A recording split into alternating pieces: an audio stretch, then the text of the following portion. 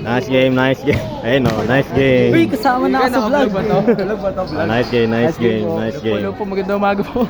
Boom mga pakweki, kamusta nga kayo dyan? At nandito nga kami para manood ng laban aming mga youth sa liga ng barangay namin.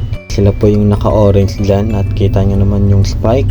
Grabe, kasama ko nga rin pala si Coach Ayan, GM Justin at si Boss Andre.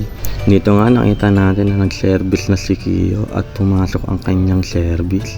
Sa laban nga po nila talagang hirap na hirap po sila kasi ang lalakas ng kalaban nila.